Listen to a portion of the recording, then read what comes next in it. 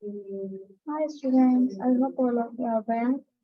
And now today is going to start the next session that is on free radicals and antioxidants of nutritional biochemistry and exercise for health module. You had done before with me what is body composition, what assessment you are going to in this module, and the macronutrients such as the calcium, iron, and vitamins. That vitamins will be true after this lecture. So let's go start this topic. What actually the free radicals are. Today, actually, we are going to study with me are the free radicals and antioxidants. So before starting, what the what what the concept is coming from this word free radicals and antioxidants. It means there is something that are the radicals that are living as a free and oxygens that are somewhat opposite to them. Let's study. What actually the term antioxidants are? Antioxidants are actually the species, or we can say the atoms, that have the capability to interact with the other atoms. They cannot survive single alone. So how we can define them? That any species capable of independent existence that contains one or more unpaired electrons in an atomic orbital. So what it means by that there is an atom, and you know this is the basic chemistry that you already have studied in your school. The atoms have some orbits, and in these surrounding orbits, some electrons are there that are present in the form of the pair, and they take the round around the orbit around the atom nucleus. And I'll give you an example like the sun. Around the sun, Earth and other planets round the sun around their orbit. Like the same in an atom, electrons keep in round in an orbit around the nucleus. And all these electrons are present in the form of a pair as a couple, not alone. If an atom that contains unpaired electrons, either one or more, are called as reactive oxygen species, or we can say what oxidative free radical, or as an oxidative stress. And this is the proper definition of oxidative stress, free radical, and the reactive oxygen species. So now what are the examples in our daily life of which our body internally are also exposed from these free radicals, either internally or externally, that are superoxides, hydroxyl and nitric oxide. All they carry the negative ion above them. What they have the one or more free electrons in their orbit in their atom. That's why they are called as the free radicals and reactive oxygen species. And what happens? Sometimes they happen that they denote their free radical in the compound. In our body, what happens during the energy production or normal processes in the body, we are exposed to further some external stresses, somewhat internal stresses as well, like X-rays, UV radiation, smoke, pollution, or the junk tide. So what happens around in our environment and internally, they transform our healthy cells into the free radicals. And this picture is showing you the example. These are our healthy cells that they form in the form of the pairs binding with the other healthy cells, but when exposed to environmental pollution or any radiation, in result, they split into two, cleaved into two, and form as the free radicals. But what happened? These free radicals are highly unstable and short-lived. Why? Because they need one more electron to be stable. That's why they are very and highly reactive. And this procedure is called as the chain reaction. How? Because one cell, see in result, the normal cells have become into free radicals. Now they require more electrons to become stable. So what that happen, in result, these unstable atoms, they want one more electron they take from the another healthy cell to become stable. Then what happened? This stable normal cell become unstable. Now it wants one more electron to become stable. So it will take one more electron from another healthy cell. In this way, it is affecting other normal healthy cells and causing the damage to the normal healthy cells. And this reaction is called as a chain reaction. And in this result, free radicals lead to the oxidative stress, which what happened, it fastens, it quickens the aging process of our body and increase the risk of certain diseases. But how and what this oxidative stress is called? This is the example. See, oxidative stress is actually the phenomena that causes by the imbalance between the production and accumulation of reactive oxygen species in our body. Because there is always wear and tear and some external internal exposure from the free radicals in our body. So cells are continuously exposing from them, but our immune system, our scavenging system, becomes more weak or unbalanced to fight with them, to neutralize them. So this is called as the oxidative stress. So our body can't be able to detoxify all this. So this is called as the oxidative stress. See now in this picture, this is the normal cell, and these are the free radicals that not in coming from the normal process in our body, but from the external as well. And maybe it become more accelerated because we are taking more junk food, unhealthy lifestyle, more exposure towards by the toxins. So that this results into the oxidative stress. And there is no any new neutralizing mechanism then in our body, because it is secreting, our body is producing in the normal amount, but we exceed the bad habits, increase the bad toxins exposures. So and by this, our body after this cannot neutralize this. It have its limitations. Example is that we have the limitation of the work.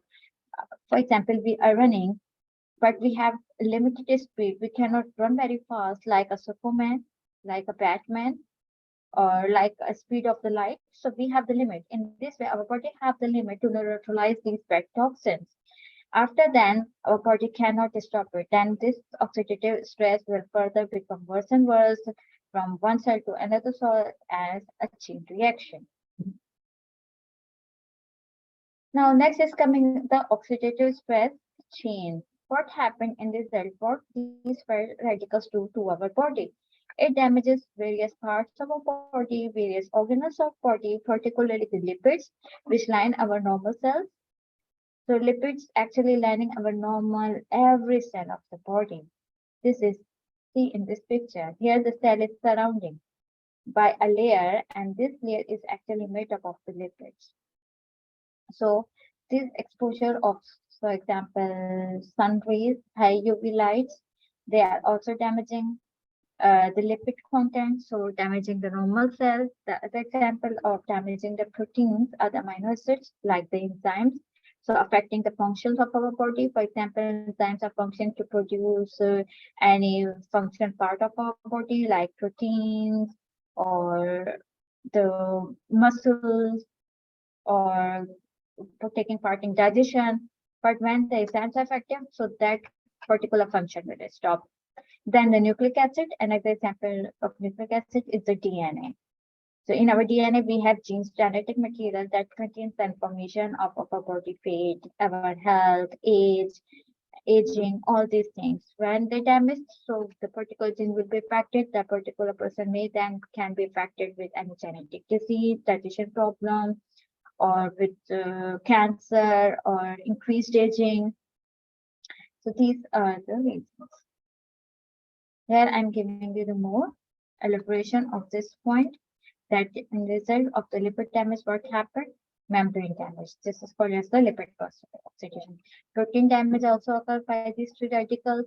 In result, what happened? Enzymes deactivate to work or work super fast in improper way.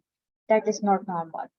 Then DNA damage then may result to any genetic or hereditary problem, like or any body function problem like cancer or fast aging. Now, the sources of the oxidative stress, there are different sources from which we are getting oxidative stress.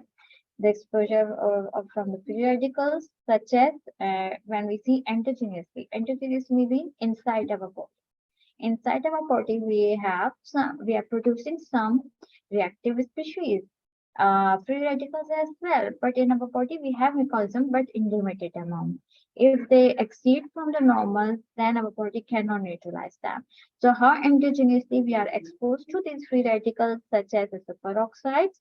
Then when superoxide form inside our mitochondria, when mitochondria is functioning to produce the energy of our body, and that's why it is also called as the powerhouse of the cell.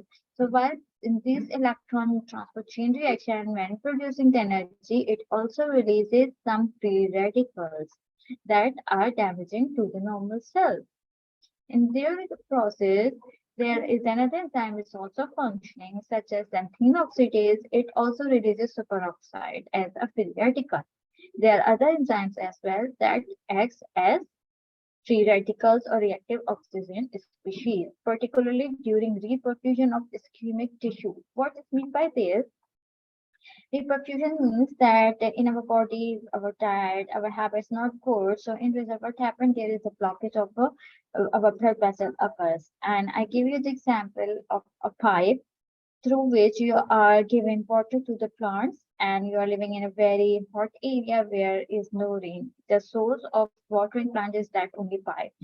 But in this pipe, there is a pebble or a stone come inside and stuck it. What happened in result? The water will go back. Either it will affect the hopefully, it will, of course, affect the then motor or the tap from where the water is coming because of the back pressure, or will rupture that pipe. And second, what happened? Plants will not get water. So in result, what happened then? Plants will die. They are not getting water. So now think about that. We have a blood vessel. If that blood vessel stop due to these oxidative damage, like the lipid layer, because we are taking a lot of cholesterol lipid in our diet and our bad habits, of sedentary lifestyle, like this.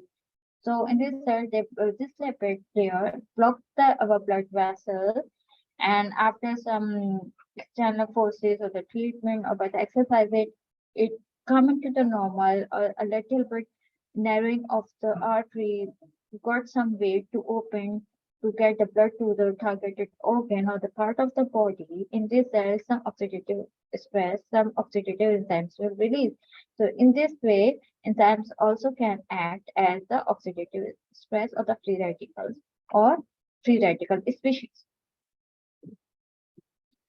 Another example, the source of free radicals in our body, reactive oxygen species, are the inflammatory sites. In our body, when there is any inflammation or the injury, our immunity have some special cells like the soldier that have a lot of equipments when they are targeting to a killer or an enemy. Maybe any public or a normal person can be affected by this during a war. So in this is an example. In the same way, in our immunity, we have some specialized cells like a soldier called as the phagocytes. When they are killing any bacteria or any germs that are affecting to our body, so during killing, they also release other enzymes which all can also damage our normal body cells. In this way, they are releasing some reactive oxygen species.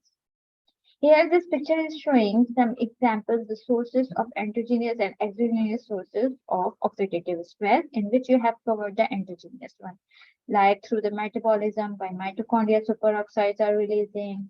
Okay, through the phagocytes.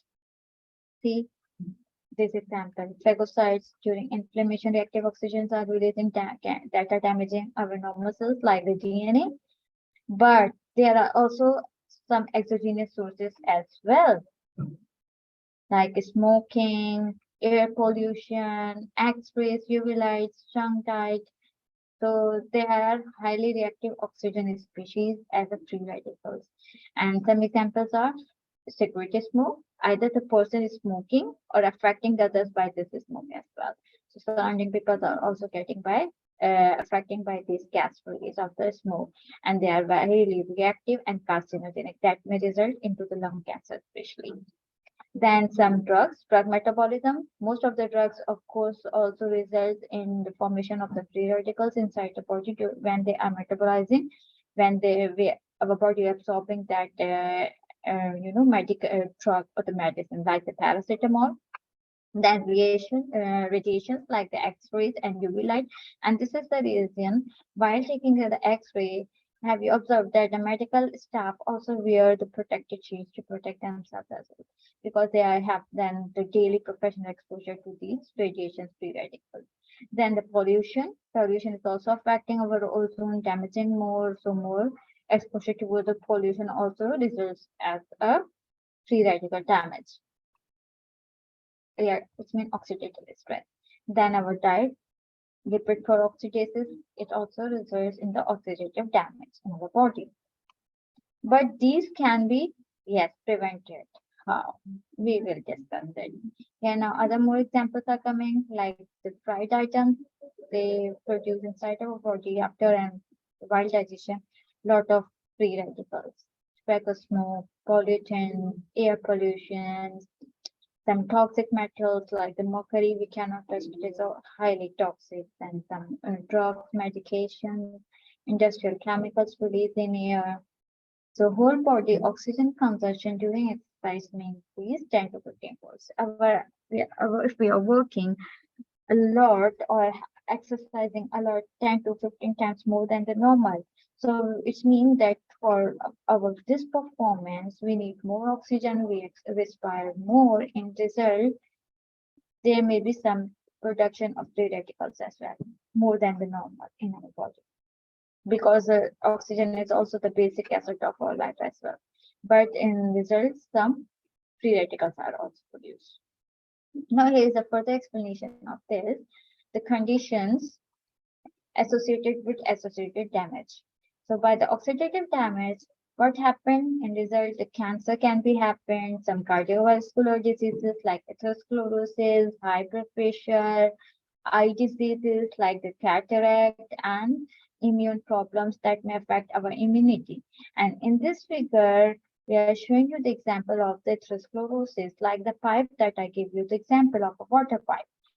See what happened, that the layer of the lipid, X amount of lipid we are producing and we are taking outside of the body.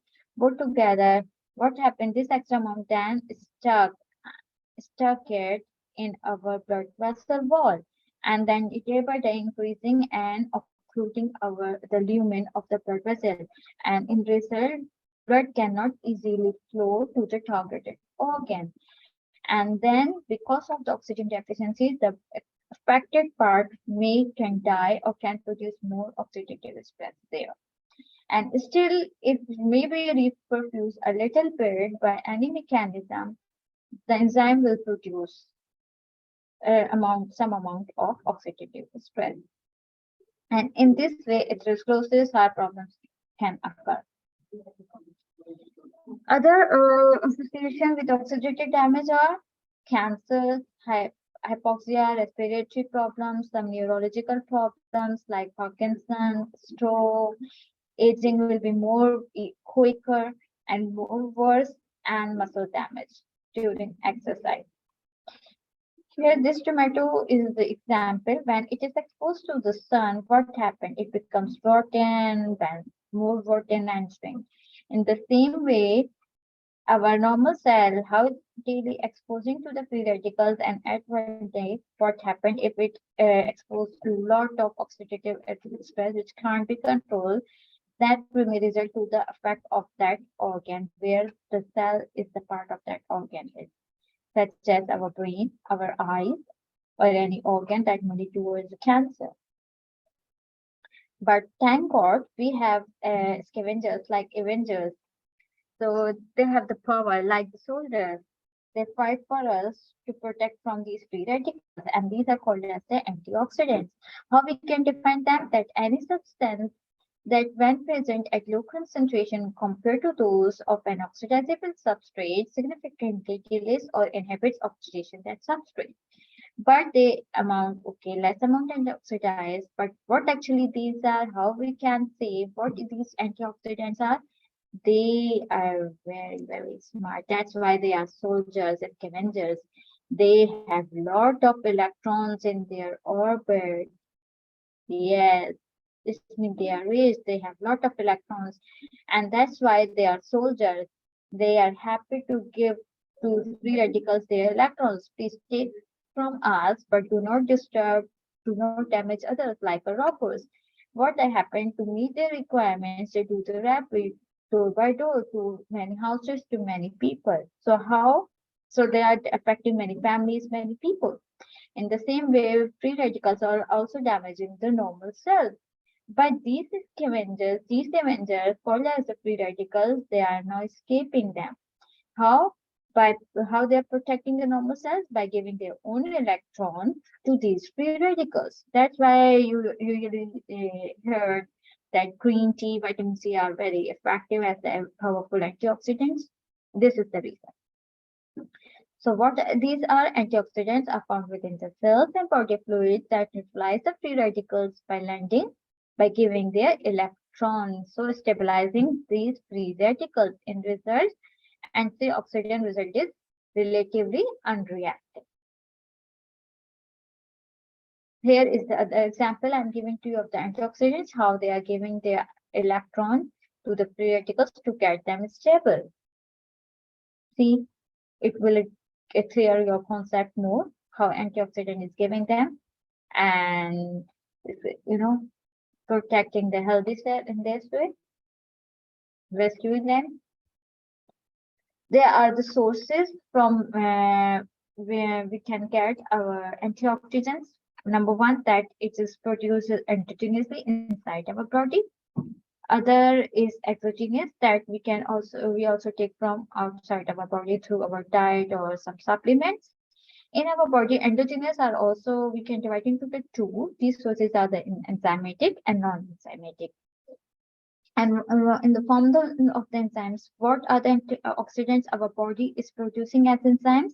Like superoxide dismutase enzyme, glutathione peroxidase enzymes, and catalase enzymes, either directly or indirectly. For example, in the liver, our body releases the glutathione enzyme that is associated with vitamin B2 to neutralize what the reactive oxygen species are producing during the metabolism and absorption of the nutrients of our body. But there are also other antioxidants in our body, but they are not enzymes, such as transferrin and albumin. Do you remember the last lecture? So these are also the proteins that carry the nutrients after the absorption from our body, like especially the iron. So because it is also highly reactive and can also act as an free radical or reactive oxygen species. In this way, they are acting as antioxidant. Then bilirubin, uric acid produced in our body, and flavonoids. Flavonoids, particularly, we are taking from the external sources, from the plant origin, like green leaf vegetables. Then vitamin A, C, and E. So they are also antioxidants. And example of these external sources are like the tomatoes, lemon. Lemon contains vitamin C. Its chemical name is ascorbic acid. Carrot, that also contains vitamin A, called that also contains the flavonoids. It is also antioxidants. Vitamin A chemical name is retinoids, retinol A, retinol. So these are the examples. Other examples are the pepper, green tea, turmeric. They are very powerful antioxidants. Some antioxidants are exogenous sources as well that we already have discussed, like vitamin A, C, and in the form of the fruits and vegetables, green tea. In the other forms are also available to protect our skin from the UV radiation because it also causes oxidative damage, like the suntan creams, anti-aging vitamin E cream. These are also the antioxidants by external mode.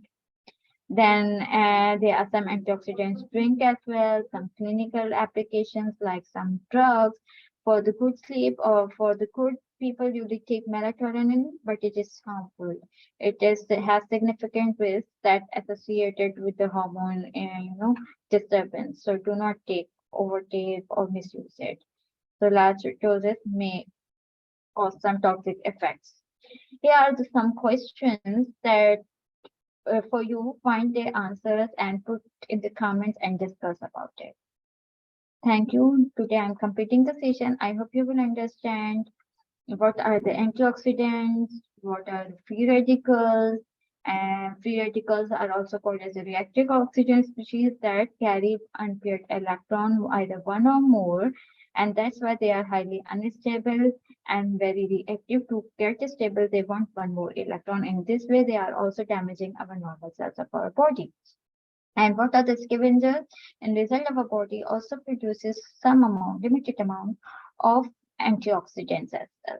And these are available in the form of the enzymes and proteins as well, and non-enzymes as well, like albumin proteins, and in enzyme form like the glutathione, suppose dismutase enzyme, and the external sources are also available where we take as antioxidants like vitamin A, C, E, and flavonoids. Vitamin is also called as the retinol, C as ascorbic acid. So I hope you will understand today's topic. If any query, you can email me or ask me during my lecture by raising your hand. Thank you to listen.